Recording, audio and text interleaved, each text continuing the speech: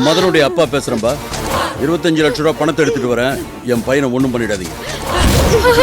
இப்பதான் ருக்மணிக்கு குழந்தை பிறந்துருச்சு இல்ல, அந்த உயிலை மாத்தி எழுதணுமே.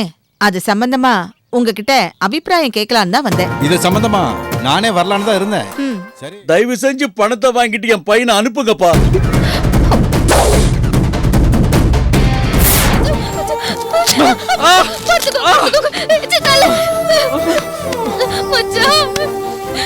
இதோ நிக்கிறாரு அவங்க மாமனாரு. இவர்தான் கருத்தை சொன்னது.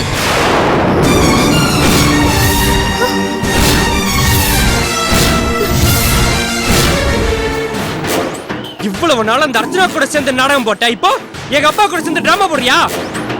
இனிமே மைனாவை ஷூட்டிங்க்கு அனுப்ப வேணான்னு நாங்க முடிவு பண்ணிருக்கோம். உங்க அம்மா என்ன இனிமே நடிக்க வேண்டாம்னு சொன்னாங்கல்ல, அதனால இனிமே அவங்க தான் எனக்கு touch up and makeup assistant. சின்னதா, அந்த குழந்தைய கொண்டுட்டு வா, ரெண்டுத்தையும் சேர்த்து குளிப்பாட்டி விட்டுறேன். அந்த குழந்தையா? என்ன அங்கிள்? உன் மாமியார் என்ன பார்க்க என் வீட்டுக்கு வந்தாங்க.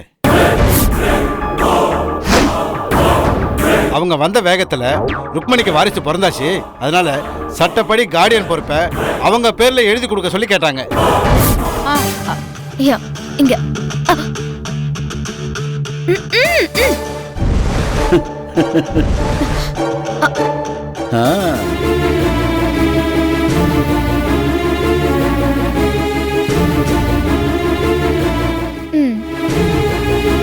இந்த காலு.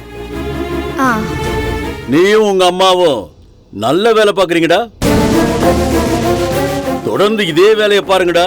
ருக்மணி, உங்க மாமியாரையும் உங்க ஹஸ்பண்டையும் இன்னைய தேதியில இருந்து உங்க சொத்துக்கும் உங்களுக்கும் உங்க குழந்தைக்கும் கார்டியனா இருக்க உங்களுக்கு முழு சம்மதமாமா?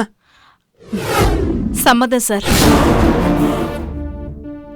ருக்கு, இனிமே குழந்தைய வச்சுக்கிறது மட்டும்தான் வேலை. வேற எந்த வேலையும் நீ செய்யக்கூடாது. இது இந்த அத்தையோட அன்பு கட்டளை. அத்தை, இப்படி சொன்னா எப்படி அத்தை? அப்புறம் நான் குண்டு புஸ்திகா மாதிரி ஆயிடுவேன். முதல்ல இவகிட்ட இருந்து அந்த மந்திர சாவிய வாங்கணும்.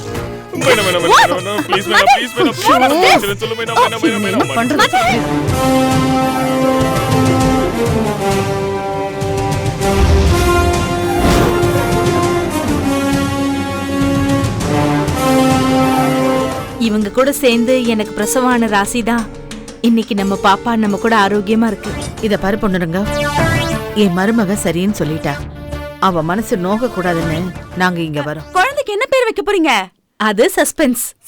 ஆமா, உங்க குழந்தைக்கு என்ன பேர் வைக்க போறீங்க? நாங்க மட்டும் சொல்வோமா? அதுவும் சஸ்பென்ஸ். மா, அர்ச்சனாக்கு பிறந்த குழந்தைய அவங்க வீட்லயே கொண்டு போய் பேர் வைக்கிற மாதிரி ஆயிடுச்சேமா. அந்த பொண்ணுங்க ஏதாவது வில்லங்கம் பண்ணி குழந்தைய பிடிங்கிக்கிட்டு நம்மள வெறுங்கையோட அனுப்பிச்சிட்டா? நாம அவங்கிட்ட இருந்து குழந்தைய திருடல. அவன் தான் அவன் குழந்தைய நம்ம கிட்ட கொண்டு வந்து கொடுத்திருக்கான். நாமளும் வாங்கிருக்கோம். ரெட்ட குழந்தையில நான் ஒரு குழந்தைய தானமா கொடுத்துட்டேன்னு சொல்றதை விட, தானம் கொடுத்த குழந்தைய அவ முன்னாடியே வச்சுட்டு, இதே அர்ச்சனா நம்ம குழந்தை எடுத்துக்க அப்படின்னு அர்ச்சனா கிட்ட சொல்லிட்டோம்னா, கடவுளே, அர்ச்சனாவும் தெரியாம நான் குழந்தைய எடுத்து அந்த கிருஷ்ணா கிட்ட கொடுத்தது தப்புதேன் தப்புதேன் தப்புதேன் சொல்லலாம். இந்த சீட்ல எழுதிருக்கிறத பார்த்தா அருக்காணி கிட்ட ஐ லவ் யூ சொல்லலாம், அப்படி இருக்கலாம். ஐ லவ் யூ சொல்ல வேணாம், அப்படியும் இருக்கலாம். ஒருவேளை இன்னைக்கு நான் உண்மையை சொல்ல போறேன்னு தெரிஞ்சுக்கிட்டு எஸ்கேப் ஆயிட்டாளா? அப்படியே ஆனாலும் நான் விட்டுருவேனா? நீ ஒண்ணும் பண்ணல, அதுதான் காரணம். பொண்ணு நாங்க எதையோ மறைக்கிறாங்கிற விஷயம் இப்ப அர்ச்சனா தெரிஞ்சு போச்சே. ஆமா ஆமா, தெரிஞ்சு போச்சு. என்ன தெரிஞ்சு போச்சு? நீ ரொம்ப வேஸ்ட் ராமாமணி. இப்போ அந்த குழந்தை அவங்களது, ஆனா குழந்தையோட முகம் மட்டும் பொண்ணுரங்க மாதிரி இருக்கே, அது எப்படி? உன் குழந்தை மேல சத்தியமா சொல்றோம், நீ உண்மைய சொன்னா நாங்க விஷத்தை குடிச்சிட்டு சாகுற முடிவோடு தான் வந்திருக்கோம்.